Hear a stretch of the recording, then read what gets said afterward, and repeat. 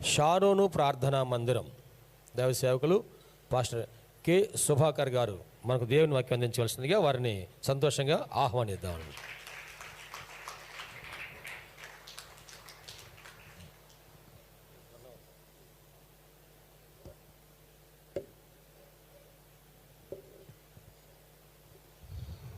మంచిది. అందరూ ఒకసారి దేవుని స్తోత్రం చెల్లిద్దాం.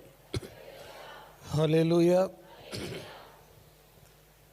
మన ప్రభువును రక్షకుడైన యేసయ్య పరిశుద్ధమైన నామంలో మీ అందరికీ నా యొక్క వందనాలు, శుభములు తెలియచేస్తున్నాను. రెండు మాటలు నా సాక్ష్యాన్ని పంచుకొని తరువాత దేవుని వాక్యంలోకి వెళదాం. మా కుటుంబంలో మొట్టమొదటిగా మా అమ్మమ్మ ప్రభువైన యేసుక్రీస్తుని రక్షకునిగా అంగీకరించింది. మేమంతా కూడా విగ్రహారాధికులం. విగ్రహారాధనలో అలాగ కుటుంబం అంతా ముందుకు సాగుతూ ఉంది. మా అమ్మమ్మ ప్రభువుని నమ్ముకొని విశ్వాసంలో ముందుకు సాగుతూ ఉంది. నాకు 12 సంవత్సరాలు అప్పుడు చర్మవ్యాధి వచ్చింది. చాలా డాక్టర్స్ దగ్గర తీసుకెళ్ళారు. హోమియోపతి, ఆయుర్వేద్యం, చాలా మందులు వాడినా సరే తగ్గలేదు. నేను ఆ బాధ తట్టుకోలేక చాలా బాధపడతా ఉండేవాడిని. నాకు 12 సంవత్సరాల వయసులో మా అమ్మమ్మ తెల్లవారుజామున 4 గంటల నుండే సన్నిధి అని ప్రార్థన చేస్తూ ఉండేది. నాకు ఇప్పుడు తెలుసు సన్నిధి అంటే ఏంది, అప్పుడు అసలు తెలియదు.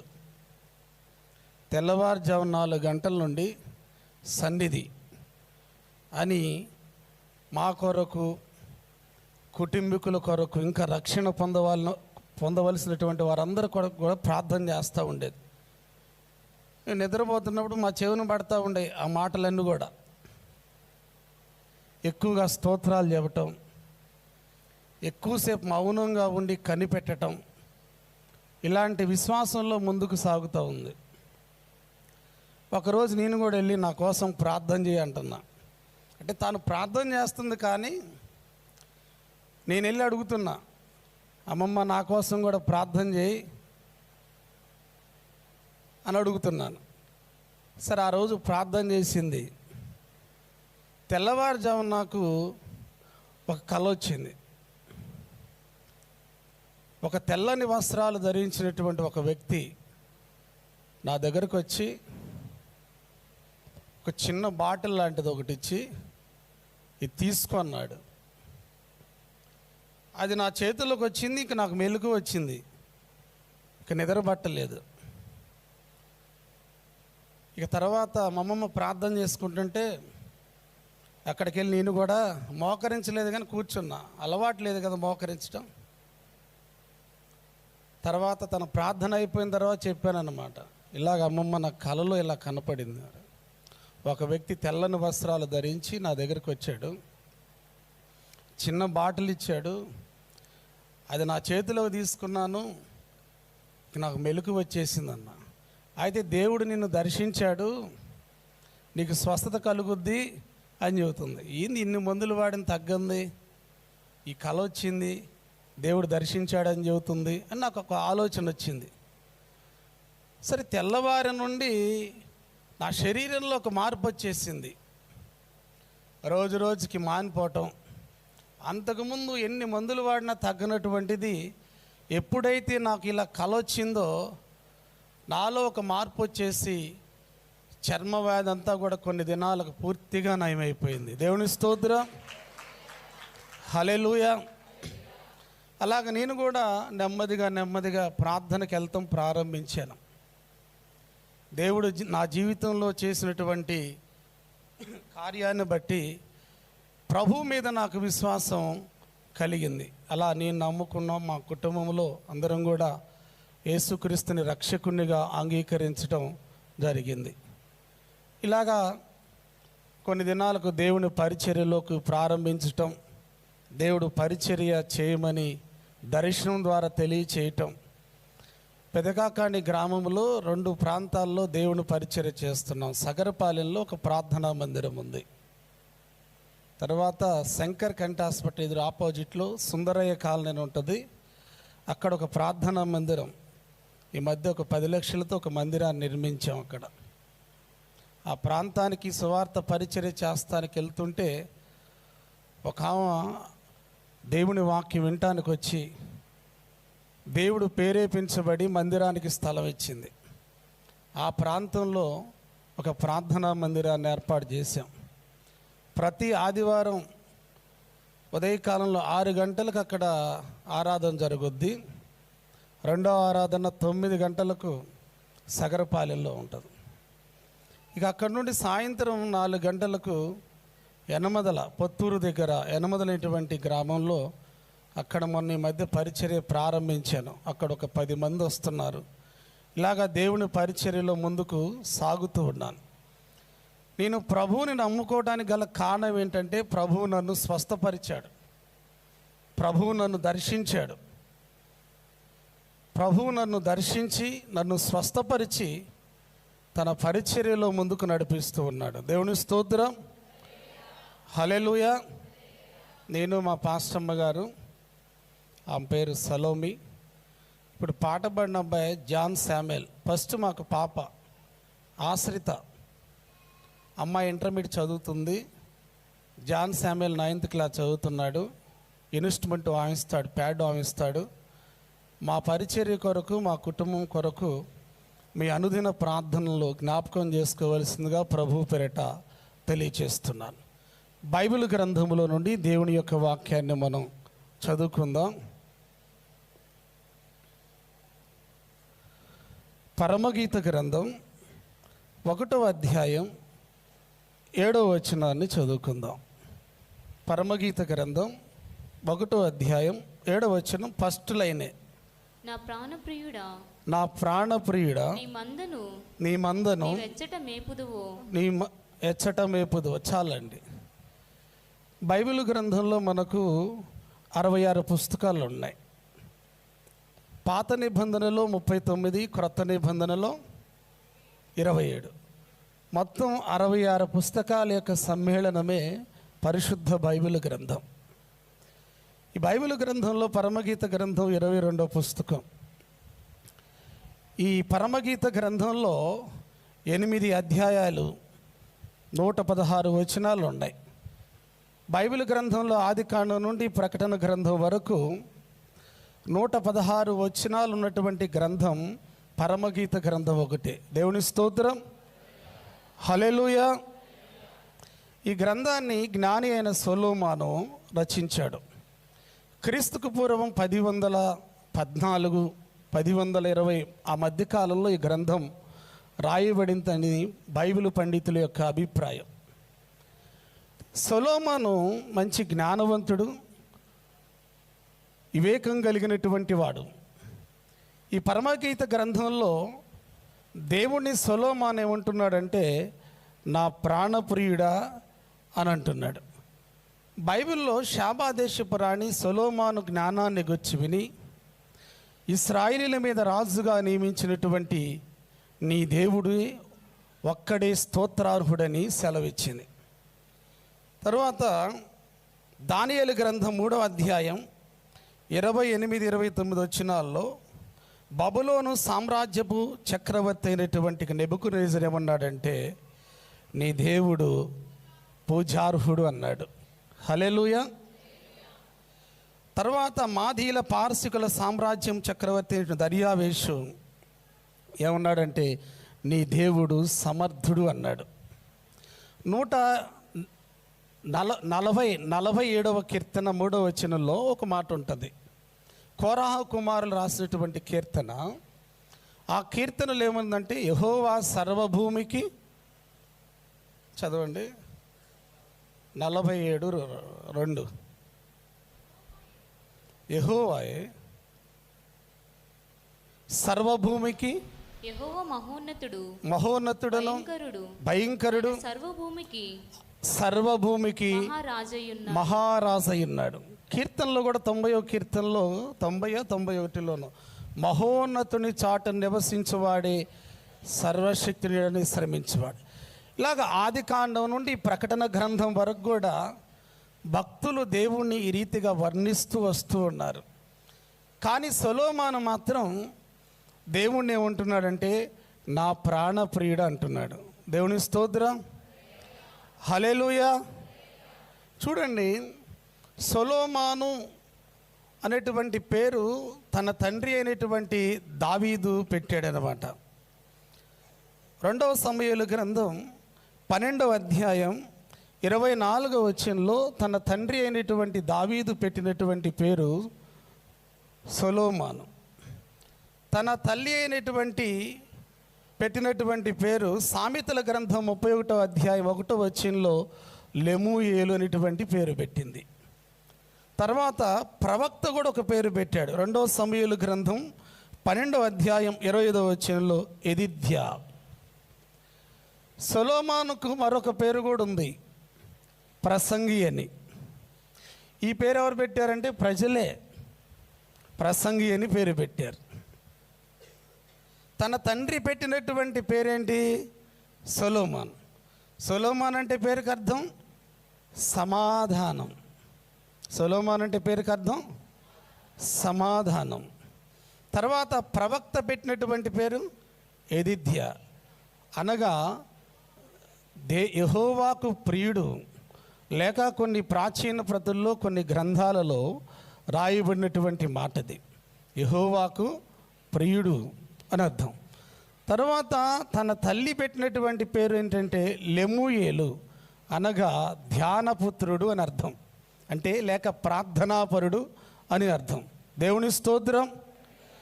ప్రజలందరూ పెట్టినటువంటి పేరు ఏంటంటే ప్రసంగి. ప్రసంగి అంటే మంచి బోధకుడు, ఉపదేశించువాడు అని అర్థం. అందరూ ఒకసారి బిగ్గరగా దేవుని స్తోత్రం చెల్లిద్దాం. చూడండి, సొలొమోనుకున్నటువంటి 4 పేర్లు కూడా, ఒకటి సొలొమోన్ అంటే సమాధానం, ఎదిద్యా అంటే దేవునికి ప్రియుడు, తరువాత లెమూయేలు అనగా ధ్యానపుత్రుడు, ప్రసంగి అనగా ఉపదేశించువాడు, బోధకుడు. ఇవన్నీ పేర్లు ఎవరికి సంకేతంగా ఉన్నాయంటే దావీదు వంశములో పుట్టి దావీదు కుమారుడుగా పిలువబడినటువంటి యేసుక్రీస్తు ప్రభువారికి సంకేతంగా ఉన్నాయి. అందరూ బిగ్గరగా దేవుని స్తోత్రం చెల్లిద్దాం. హల్లెలూయా, హల్లెలూయా. అంటే ఈ పరమగీత గ్రంథంలో సొలొమోను స్థానములు ఎవరిని ఉంచాలంటే ప్రభువైన యేసుక్రీస్తు వారిని ఉంచాలి. ఎవరిని ఉంచాలండి? ప్రభువైన యేసుక్రీస్తు వారి నుంచి. ఈ గ్రంథాన్ని మనం చదువుతున్నప్పుడు, ధ్యానం చేస్తున్నప్పుడు మనకు స్పష్టంగా అర్థమవుద్దన్నమాట. కాబట్టి ప్రభువునందు ప్రియులారా, ఈ పరమగీత గ్రంథం 1వ అధ్యాయం 7వ వచనంలో నా ప్రాణప్రియుడా అనేటువంటి మాట రాయబడింది.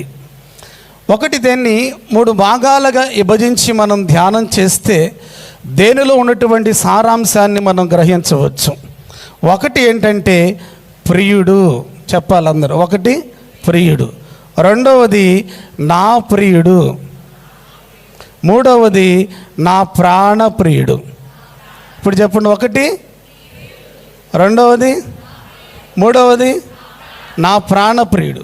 ప్రియుడు ప్రియురాలికి ఇష్టమైన వాడు కదా. కొంతమందికి కొన్ని ఆహార పదార్థాలంటే ఇష్టంగా ఉంటాయి, కొన్నే తింటారు, కొన్ని తినరు. కొంతమంది మనుషులంటే ఇష్టం, కొందరంటే ఇష్టం ఉండరు. కానీ ఇక్కడ ప్రియుడు ప్రియురాలికి విలువైనటువంటి వాడు, ప్రియుడు ప్రియురాలికి విలువైనటువంటి వాడు, ప్రియురాలు ప్రియునికి విలువైనటువంటిది. అలాగే ప్రియురాలు అనగా సంఘం, ప్రియుడు అనగా ప్రభువైన యేసుక్రీస్తు వారు. దేవుని స్తోత్రం, హల్లెలూయా. మనమందరము కూడా దేవుని సంఘముగా చేరి మన ప్రాణప్రియుడైనటువంటి యేసుక్రీస్తు ప్రభువారిని స్తుతించటానికి, ప్రార్థించటానికి, ఘనపరచటానికి మనందరం కూడా ఆయన సన్నిధికి మనం వచ్చాం. దేవుని స్తోత్రం, హల్లెలూయా. అయితే నేను మొట్టమొదటిగా చెప్పినటువంటి మాట ఏంటంటే, ఒకటి ప్రియుడు, రెండవది నా ప్రియుడు. అర్థమవుతుందండి నా మాట? ఒకటి, రెండవది, మూడవది నా ప్రాణప్రియుడు. దీన్ని ధ్యానం చేద్దాం. తొందరగానే నేను ముగిస్తాను. మనకు పాత నిబంధన గ్రంథంలో ప్రత్యక్ష గుడారం ఉండేది. ఆ ప్రత్యక్ష గుడారానికి 3 స్థలాలు ఉంటాయి. ఒకటి ఆవరణము, రెండవది పరిశుద్ధ స్థలం, మూడవది అతి పరిశుద్ధ స్థలం. నేను మొన్న ఈ మధ్య అంతకుముందు బైబిల్ 3 పర్యాయాలు చదివాను. నేను పరిశుద్ధ గ్రంథాన్ని 3 పర్యాయాలు చదివాను. మొన్న ఈ మధ్య కాలంలో మా చర్చిలో ఒకళ్ళకి మ్యారేజ్ డే వస్తే ఈ బైబిల్ బహుకరించారు. కొంచెం ఖరీదైంది.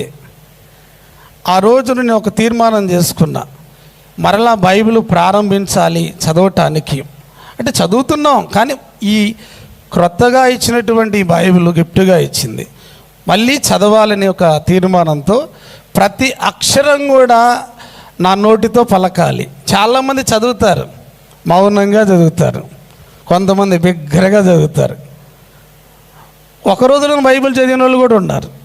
నేనేందంటే ప్రతి అక్షరం కూడా నా నోటితో పలకాలి అని అలాగా నేను బైబిల్ ప్రారంభించాను. నిర్గమాకాండానికి వచ్చాను. నిర్గమాకాండం 34, 35, 36 అధ్యాయాల్లో అక్కడ ప్రత్యక్ష గుడారానికి సంబంధించి, దేవుని మందిరానికి సంబంధించి దేవుడు మోషేతో మాట్లాడతాడు. మందిరం పని చేయటానికి బెసలెయేలు అక్కడ దేవుని మందిరము పని చేయటానికి పిలువబడ్డాడు. ప్రజ్ఞ కలిగినటువంటి జ్ఞానాన్ని బెసలెయేలుకి ఇచ్చాడు దేవుడు. అంతేకాకుండా దేవుని ఆత్మతో తను నింపాడు. ఆ అధ్యాయమంతా మీరు చదివితే ప్రజ్ఞ కలిగినటువంటి స్త్రీలను, జ్ఞానం కలిగినటువంటి వారిని పిలిపించాడు. ఆ మందిరములో బలిపీఠము దగ్గర ఇలాగ తెరలు ఉంటాయి. ఆ తెరలు అక్కడ ఉన్నటువంటి స్త్రీలు వాళ్ళు ప్రత్యేకంగా నేత నేచి వస్త్రాలు తయారు చేశారు. దేవుని స్తోత్రం, హల్లెలూయా. దేవుని మందిరము పని చేయాలన్నా దేవుని చిత్తం ఉండాలి, ఆయన ప్రణాళిక ఉండాలి. మేము సుందరయ్య కాలనీలో మందిరము పని చేస్తుంటే చిన్న పిల్లలు మొదలుకొని వృద్ధుల వరకు కూడా నేను కూడా దేవుని మందిరములో నేను కష్టపడాలి, కనీసం 2 బొచ్చెల డస్ట్ అయినా నేను పోయాలి.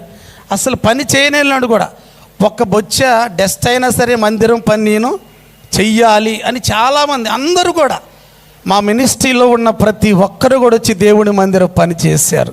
దేవుని స్తోత్రం. ఇంకా చాలా పేదవారు మా కష్టాజీతంలో కనీసం 1 రూపాయి అయినా సరే దేవుని మందిరంలో పడాలి, మేము దేవుని దీవెన పొందుకోవాలని వారి కష్టాజీతాన్ని హెచ్చించి కష్టపడి రిక్షా పనిచేసేవాళ్ళు ఉన్నారు, ఆటో డ్రైవర్లు ఉన్నారు, పొలం పనిచేసేవాళ్ళు ఉన్నారు, కొంతమంది ఉద్యోగస్తులు ఉన్నారు. ప్రతి ఒక్కరు కూడా వారి కష్టాజీతాన్ని ఉపయోగించి 10 లక్షల రూపాయలతో మందిరాన్ని కట్టాం. దేవుని స్తోత్రం, హల్లెలూయా. అలాగే ప్రత్యక్ష గుడారానికి ప్రభువునందు ప్రియులారా 3 స్థలాలు ఉన్నాయి. ఒకటి చెప్పాలి మీరు తెలిసిందే, ఆవరణము, రెండవది పరిశుద్ధ స్థలం, మూడవది అతి పరిశుద్ధ స్థలం. ఈ ఆవరణములోనికి ఎవరైనా రావచ్చు. పరిశుద్ధ స్థలములో యాజకులు ఉంటారు, అతి పరిశుద్ధ స్థలములో ప్రధాన యాజకులు ఉంటారు. ఆవరణము ఎవరికి గుర్తంటే ప్రియుడనేటువంటి గుంపుకు గుర్తు. ఆవరణము ప్రియుడైనటువంటి గుంపుకు గుర్తు. పరిశుద్ధ స్థలం నా ప్రాణ ప్రియుడు, నా ప్రియుడైనటువంటి గుంపుకు గుర్తు అనమాట. దేవుని స్తోత్రం. ఆవరణములో ఎవరుంటారు? ప్రియుడనే గుంపు ఉంటారు. పరిశుద్ధ స్థలములో నా ప్రియుడనే గుంపు ఉంటారు. అతి పరిశుద్ధ స్థలములో ప్రధాన యాజకుడే. ఎవరంటే నా ప్రాణ ప్రియుడనేటువంటి గుంపు. దేవుని స్తోత్రం. దేవుడు మనల్ని రాజులైన యాజక సమూహములో చేర్చాడు. ఒకప్పుడు లోకములో, అంధకారములో, పాపములో ఉన్నాం, చీకటిలో ఉన్నాం. ఇప్పుడైతే దేవుడు తన ఆశ్చర్యకరమైనటువంటి వెలుగులోనికి ఎందుకు పిలిచాడు? ఎందుకు పిలిచాడు? ఒకప్పుడు మనం చీకటిలో ఉన్నాం, అంధకారములో ఉన్నాం. ఇప్పుడు తన ఆశ్చర్యకరమైన వెలుగులోనికి మనం పిలిచాడు. ఎందుకు? ఆయన గుణాతిశయములను ప్రచురము చేయటానికి. దేవుని స్తోత్రం. సంఘమంతా కలిసి, అందరి పనిది, ప్రభువుని రక్షకునిగా అంగీకరించిన వారందరి పని ఏంటంటే దేవుని సువార్త ప్రకటించడం. యాజకుడు ఒక్కడే కాదు, సంఘం అందరూ కూడా ప్రకటించాలి. హల్లెలూయా, హల్లెలూయా. ప్రతి చోటని సాక్షిగా ప్రభువా నేనుండునట్లు, ప్రతి చోటని సాక్షిగా ప్రభువా నేనుండునట్లు,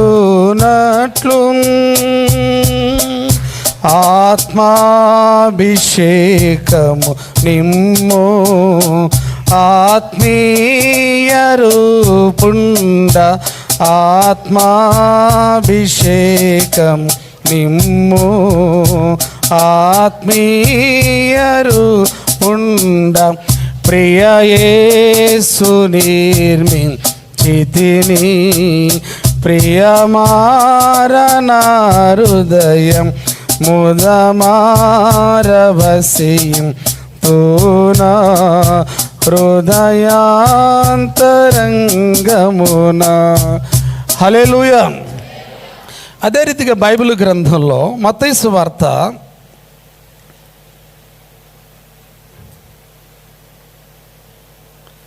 13వ అధ్యాయం 23వ వచనాన్ని చదువుకుందాం. మత్తయి సువార్త 13వ అధ్యాయం 23వ వచనం. మంచినెలను విత్తబడిన వాడు వాక్యము విని గ్రహించువాడు, అట్టివారు సఫలులై ఒకడు 100 ఒకడు 60 ఒకడు 30 ఫలించునని. చాలండి.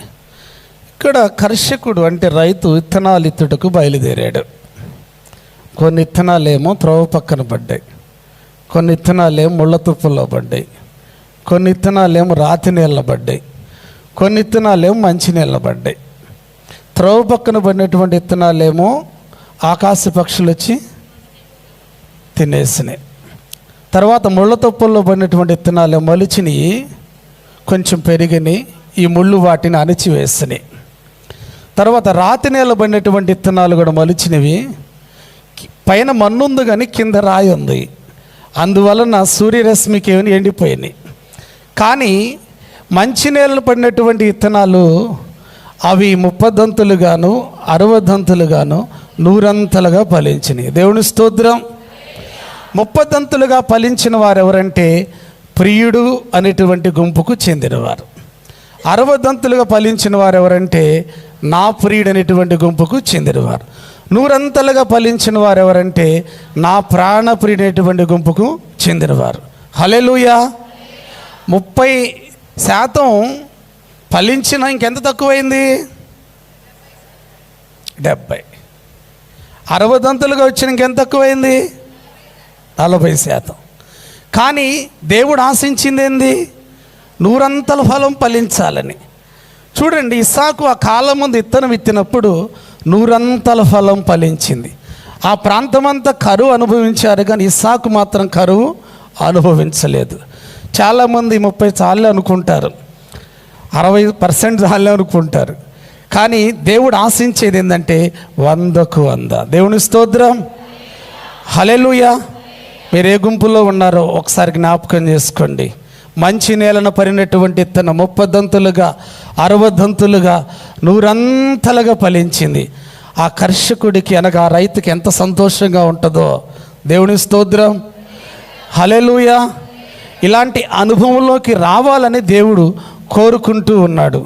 కాబట్టి ఈ ప్రభువునందు ప్రియులారా, అదే రీతిగా యోహాను సువార్త 15వ అధ్యాయంలో కొన్ని మాటలు అక్కడ యేసుక్రీస్తు ప్రభువారు చెప్పారు. నేను నిజమైన ద్రాక్షవల్లి. చదవము ఒకసారి. నేను నిజమైన ద్రాక్షవల్లిని, నా తండ్రి వ్యవసాయకుడు. ఫలింపని ప్రతి తీగను ఆయన తీసి పారవేయును, ఫలించు ప్రతి తీగె. చూడ ఇంకొక మాట, మీరు బహుగా ఫలించుడి అన్న మాట వస్తుంది. నా యందు మీరును, నా అందు మీరును, మీ యందు నా మాటలు నిలిచి ఉండునే, మీ యందు నా మాటలు నిలిచి ఉన్నాడు.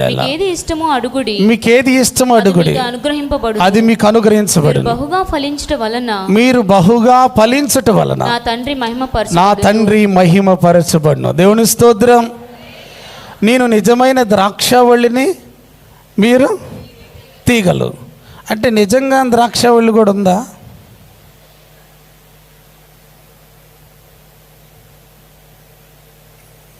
కొంతమంది ఇలా తలకాయ ఊపుతున్నారు. నీ నిజమైన ద్రాక్షవల్లి అంటే నిజంగా ద్రాక్షవల్లి కూడా ఉంటుంది. మనకి యెషయా గ్రంథం 5వ అధ్యాయంలో కారు ద్రాక్షలు కాసిన సత్తువు గల భూమిలో నాటాడు, కానీ ఆయన ఆశించింది అంటే మంచి ద్రాక్షలు కాయాలని. కారు అంటే చేదు, అవి ఉపయోగం లేనటువంటివి. ఇక్కడ నేను నిజమైన ద్రాక్షావళిని, మీరు తీగలు. మనం ఆయన మాటలు మన యందు, మనము ఆయన యందు ఉంటే మనం బహుగా ఫలించుట ద్వారా దేవునికి మహిమ కలుగుతుంది. హల్లెలూయా.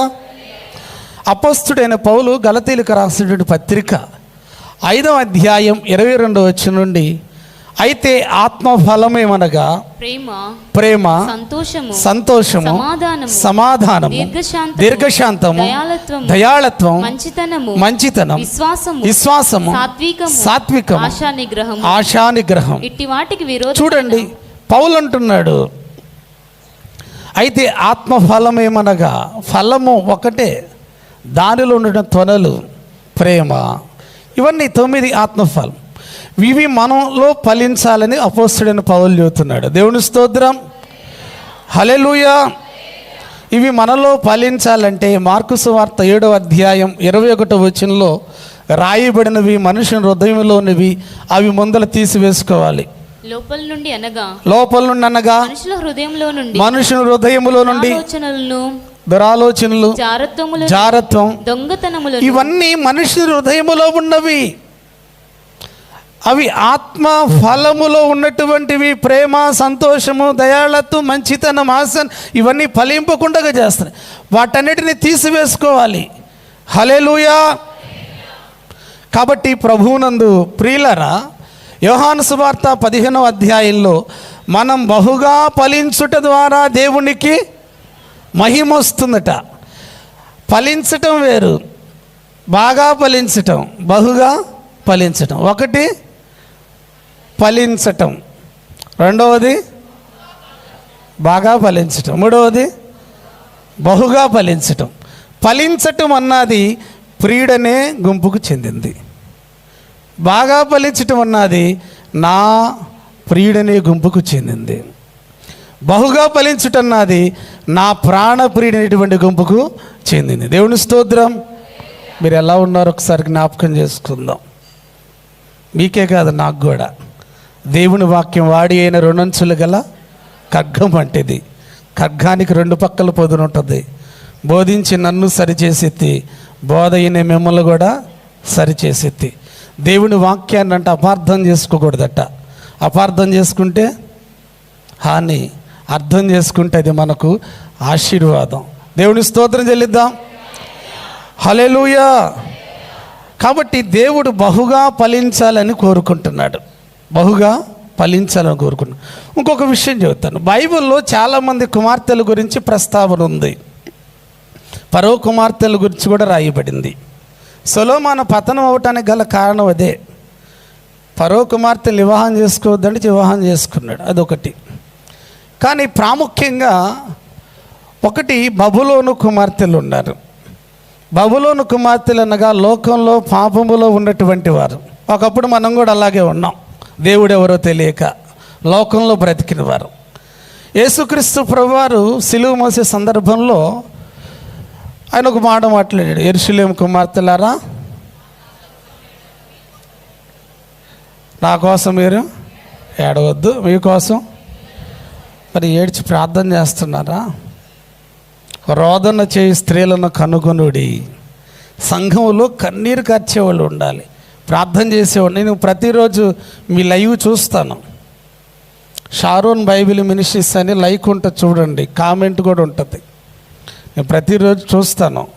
చక్కగా ప్రార్థన చేస్తూ ఉంటారు, చక్కగా కీర్తనలు పాడుతూ ఉంటారు. నేను మోజెస్ వాక్యం కూడా వింటున్నాను, పాస్టర్ గారి వాక్యం వింటున్నాను, మన దేవదాస్ గారు వాక్యం చెబుతుంటే ఆ రోజు విన్నాను. దేవుని స్తోత్రం, హల్లెలూయా. ప్రభు అంటున్నాడు, యెరూషలేము కుమార్తెలారా, నా కొరకు మీరు ఏడవద్దు, మీ కొరకు మీ పిల్లల కొరకు ఏడవండి అని ప్రభు చెప్పాడు. బబులోను కుమార్తెలు అంటే లోకములో పాపములో ఉన్నవారు. యెరూషలేము కుమార్తెలు అనగా రక్షించబడినటువంటి వారన్నమాట. యెరూషలేము కుమార్తెలు అనగా రక్షించబడినటువంటి వారు. మూడవది సియోను కుమార్తెలు అనగా ప్రభువు రాకడకు సిద్ధపడినటువంటి వారన్నమాట. అక్కడ రక్షించబడ్డాను, నేను బాప్తీసం తీసుకున్నాను అని అక్కడ ఆగిపోకూడదు. ప్రభువు రాకడకు సిద్ధపడాలి. హల్లెలూయా. పరమగీత గ్రంథం 3వ అధ్యాయం 11వ వచనంలో సియోను కుమార్తెలారా వేంచేడి, కిరీటము ధరించిన సొలొమోను రాజుని చూడురని ఇక్కడ రాయబడింది. కాబట్టి బబులోను కుమార్తెలు అంటే లోకములో పాపములో ఉన్నవారు. వాళ్ళు ఏమంటారు తెలుసా? యేసు ప్రభు కూడా దేవుడేనండి అని అంటారు. కొంతమంది వారిలో నుండి ప్రత్యేకించబడి ప్రభువుని కనుగొని రక్షించబడిన వారు ఎవరంటే యెరూషలేము కుమార్తెలు. అక్కడ నుండి కాకుండా ప్రభువు రాక నేను రక్షించబడ్డాను అని అనుకుండి ఇంకా ముందుకు వస్తూ దేవుని రాకడకు నేను సిద్ధపడాలి. ప్రభు మధ్యాకాశం మీదకి వచ్చినప్పుడు నా ప్రభువుని, నా ప్రాణప్రియుడిని కలుసుకోవాలి అన్నటువంటి వారు ఎవరంటే సియోను కుమార్తెలు. దేవుని స్తోత్రం. హల్లెలూయా. బబులోను కుమార్తెలంటే ప్రియుడనే గుంపుకు చెందినవారు.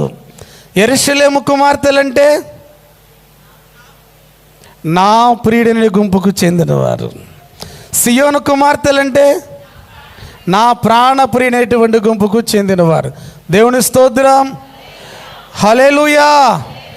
నా ప్రాణప్రియుడా నా యేసయ్యా, నన్ను గన్న తండ్రి నా యేసయ్యా, నా ప్రాణప్రియుడా నా తప్పట్లో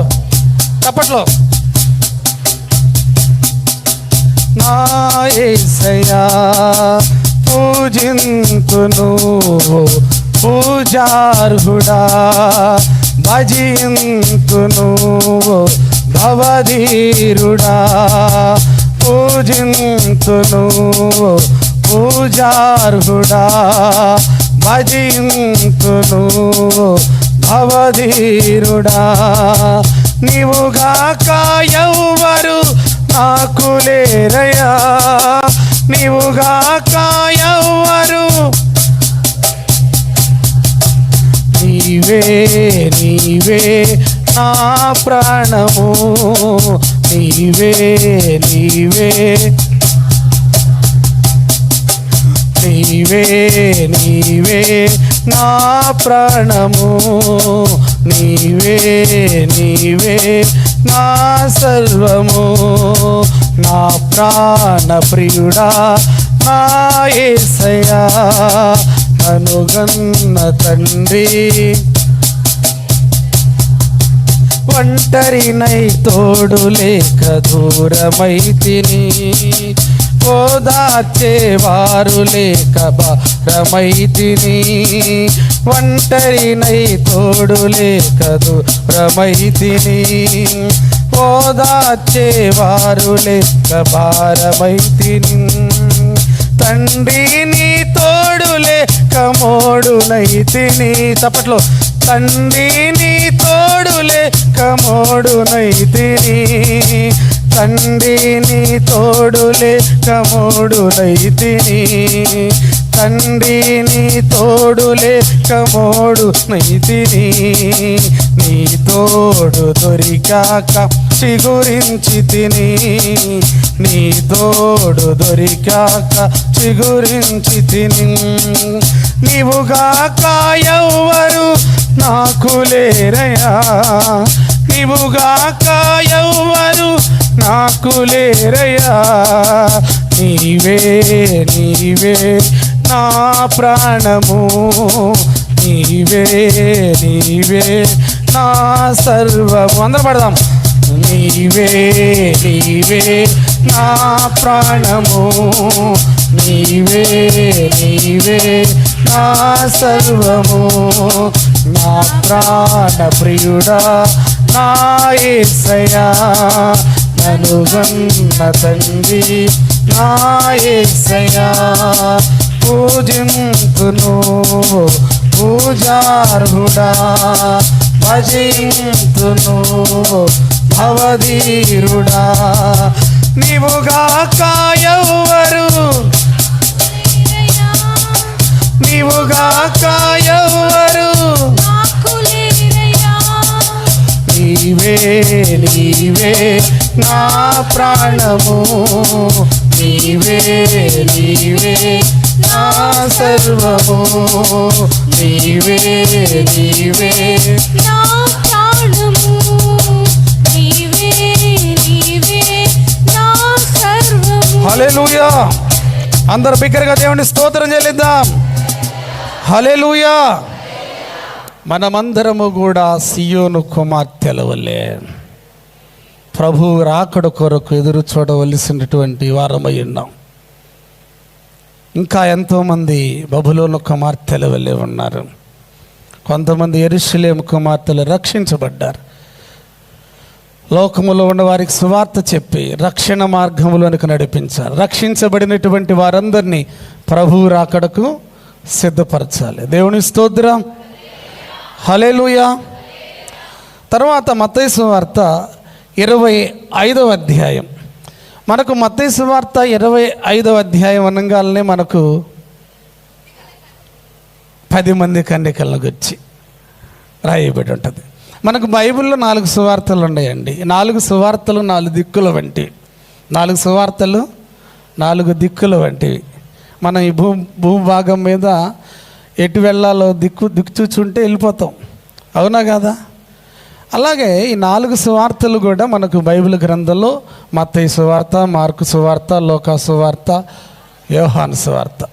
ఈ 4 సువార్తలు ప్రకటన గ్రంథం 4వ అధ్యాయంలో దేవుని సింహాసనం ఎదుట 4 జీవులు ఉన్నాయి. దేవుని సింహాసనం ఎదుట 4 జీవులు.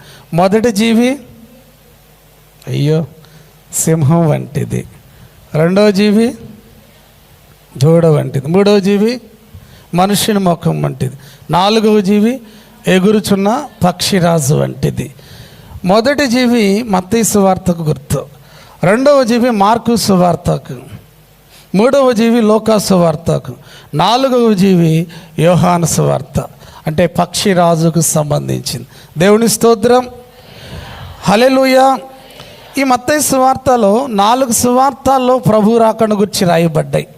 4 సువార్తల్లో ప్రభు రాకడ గుర్తుల గురించి ప్రభు తెలియచేశారు. అయితే ఈ మత్తయి సువార్త 25వ అధ్యాయంలో పెళ్లి కుమారుడు వస్తాడని 10 మంది కన్యకలు కూడా బయలుదేరారు. 10 మంది కన్యకలు బయలుదేరారు. ఈ 10 మంది కన్యకల్లో విభజించారు. బుద్ధి కలిగిన వారు, బుద్ధి లేనివారు. ఎందుకని బుద్ధి లేని వారు వచ్చింది? వాళ్ళ సిద్ధిల్లో నూనె కూడా అయిపోయింది. ఈ 10 మంది కన్యకల్లోనే బుద్ధి కలిగిన వారు, బుద్ధి లేనివారు. ఈ బుద్ధి లేని వారి దగ్గర సిద్ధిల్లో నూనె అయిపోయింది, డ్యూటీలు ఆరిపోయే పరిస్థితి వచ్చింది.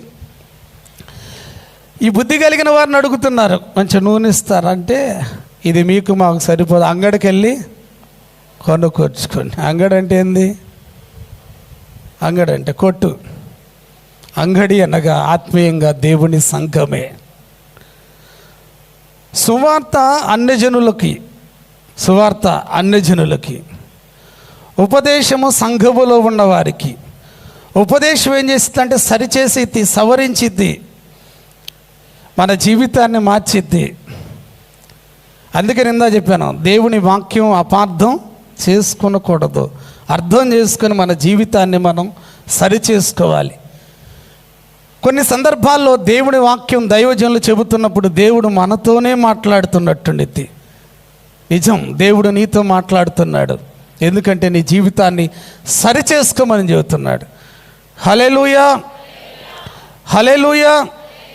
కాబట్టి ప్రభువునందు ప్రియులారా, ఈలోపు వాళ్ళు కొనుక్కోవడానికి వెళ్ళొచ్చేలేకే ఈ బుద్ధి కలిగిన కన్యకల్లో కొంతమంది ఏం చేశారు? కునికిరి. 10వ వచనం చూడండి. కొనబోచుండగా పెండ్లి కుమారుడు వచ్చెను, అప్పుడు సిద్ధపడి ఉన్నవారు. చూడండి, పెళ్లి కుమారుడు వచ్చాడు, అప్పుడు సిద్ధపడినటువంటి వారు అతనితో కూడా పెండ్లి విందుకు లోపలికి పోయిరి. పెండ్లి విందులోనికి వెళ్ళారు. దేవుని స్తోత్రం, హల్లెలూయా. చూడండి, 10 మంది కన్యకలు, బుద్ధి కలిగిన వారు, బుద్ధి లేని వారు. ఈ బుద్ధి కలిగిన వారిలోనే సిద్ధపడిన వారు మాత్రమే పెళ్లి కుమారుడితో వెళ్ళారు. దేవుని స్తోత్రం. ఆ సిద్ధపడినటువంటి వారు ఎవరు తెలుసా? నా ప్రాణ ప్రియుడైనటువంటి గుంపుకు చెందినవారు. హల్లెలూయా, హల్లెలూయా. మిగతా వారు ఎందుకు సిద్ధపడలేకపోయారు? కునికారు, నిద్రించారు. ఈ బుద్ధి లేని వారి దగ్గర సిద్ధిల్లో నూనె అయిపోయింది. నూనెనగా దేవుని వాక్యం, నూనెనగా ప్రార్థనా జీవితం, నూనెనగా దేవుని పరిశుద్ధాత్మ.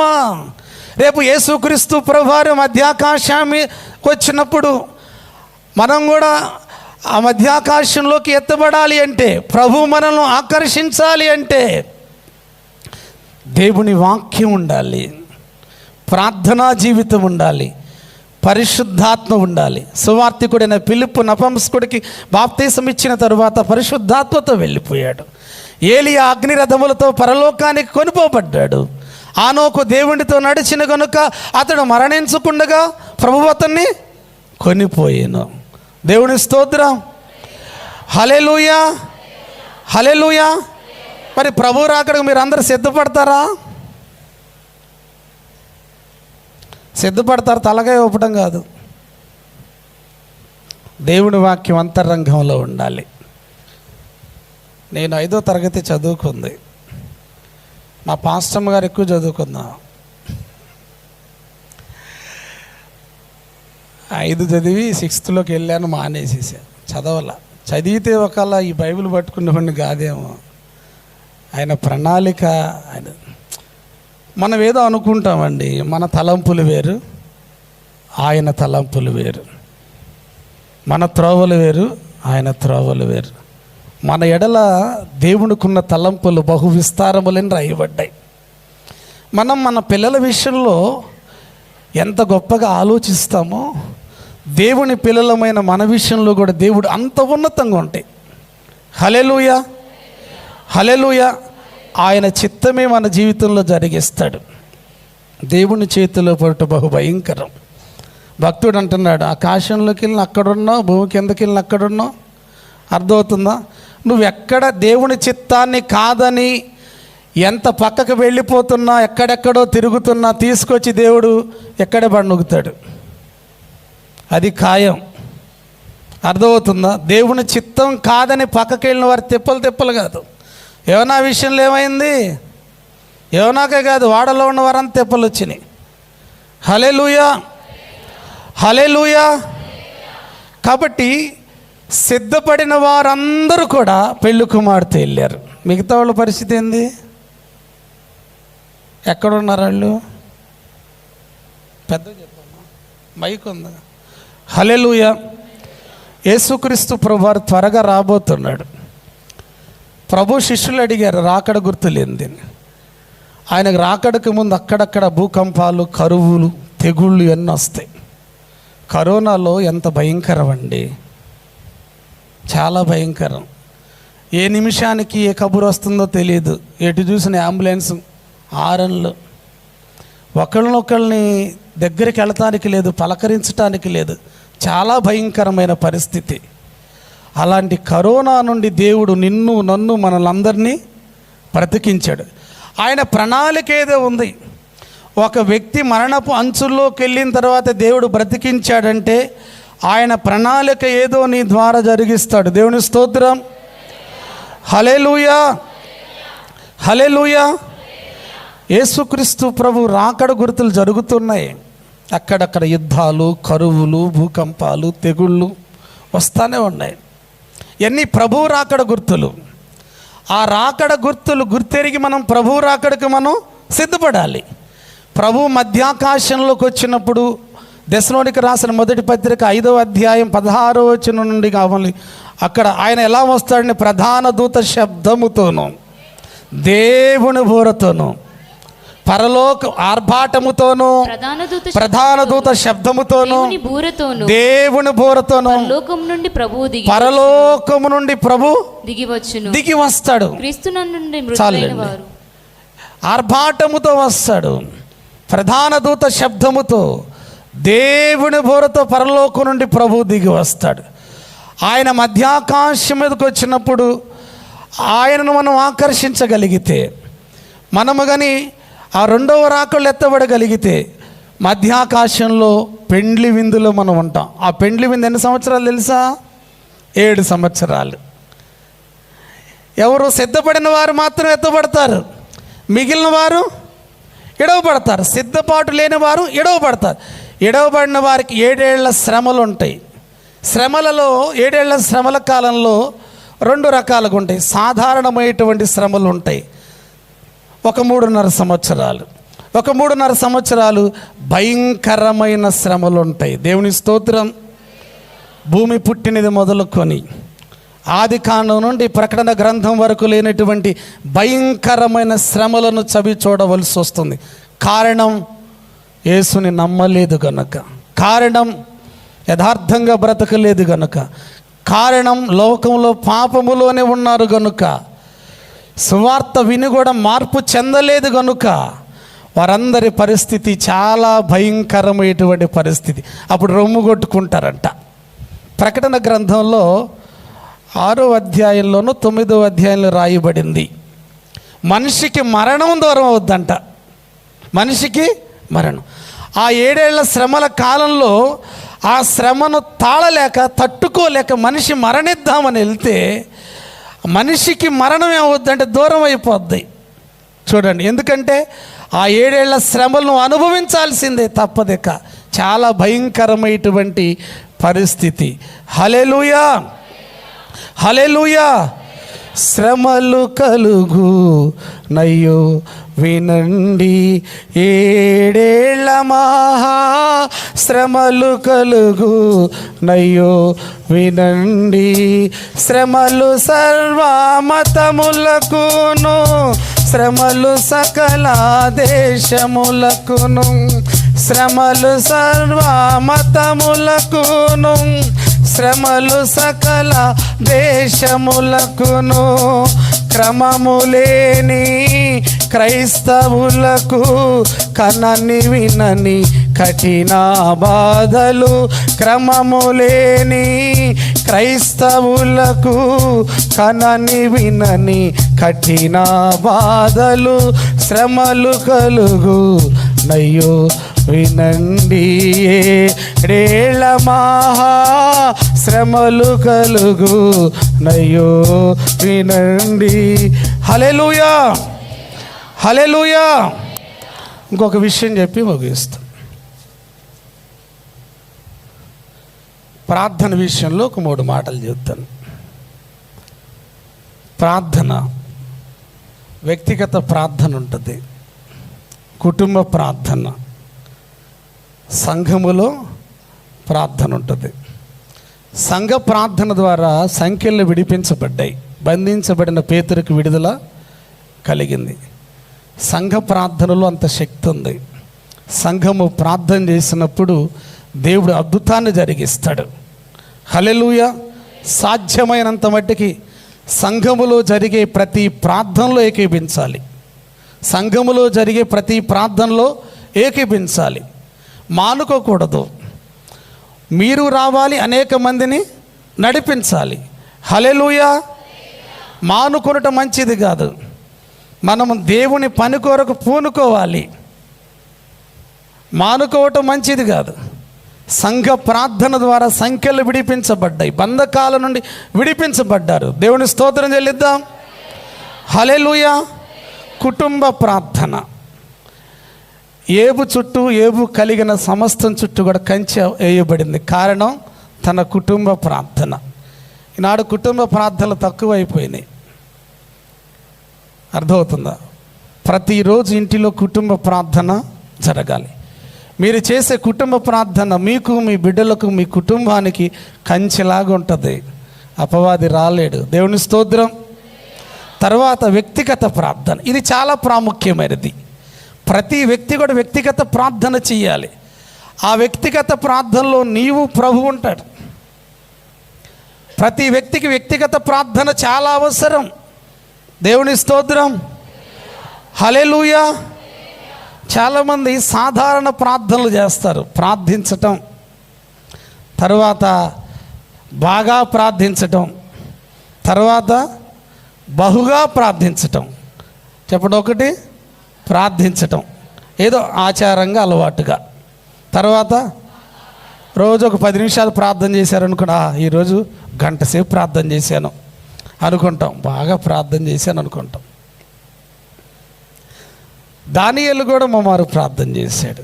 దావీదు కూడా 3 సార్లు ప్రార్థన చేశాడు. 119వ కీర్తన 164, 167లను ఆయన 7 మార్లు ప్రభువుని స్తుతించాడు. దేవుని స్తోత్రం, హల్లెలూయా. మనం ప్రభువు రాకడకు సిద్ధపడాలి అంటే బహుగా ప్రార్థన చెయ్యాలి, బహుగా ప్రార్థన చెయ్యాలి. దేవుని స్తోత్రం, హల్లెలూయా, హల్లెలూయా. ఇప్పుడు చెప్పండి, మొట్టమొదటిగా ఏం చెప్పుకున్నాం? ప్రత్యక్ష గుడారానికి 3 స్థలాలు ఉన్నాయి. 1, 2, 3. ఆవరణం ఎవరికి గుర్తు? తర్వాత పరిశుద్ధ స్థలం, అతి పరిశుద్ధ స్థలం, హల్లెలూయా. బబులోను కుమార్తెలు లోకములో పాపములో ఉన్నవారు, యెరూషలేము కుమార్తెలు రక్షించబడిన వారు, సియోను కుమార్తెలు ప్రభువు రాకడకు సిద్ధపడిన వారు. మంచినీళ్ళ పడినటువంటి ఇత్తనం 30దంతులుగా 60దంతులుగా 100అంతలుగా ఫలించింది. యోహాను సువార్త 15వ అధ్యాయంలో ఫలించటం, బాగా ఫలించటం, బహుగా ఫలించటం. హల్లెలూయా. దేవుడి కొద్ది మాటలు దీవించునుగాక, ఆమేన్. చిన్న ప్రార్థన చేసుకుందాం.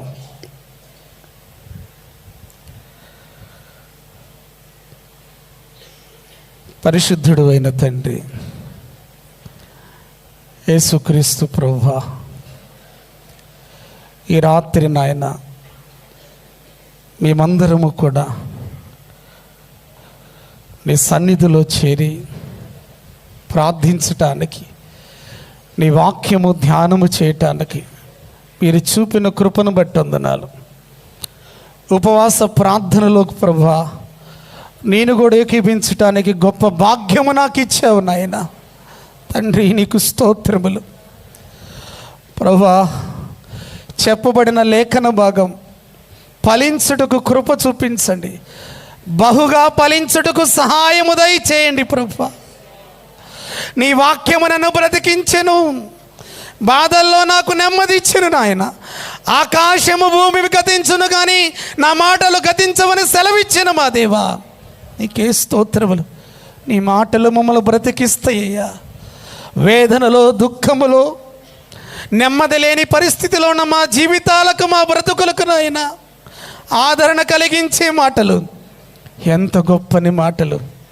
యెహోవా మాటలు మట్టి మూసలు ఎండి ఎంత పవిత్రములని రాయబడినవి నాయన. తండ్రి నీకు స్తోత్రములు చెల్లిస్తున్నాం.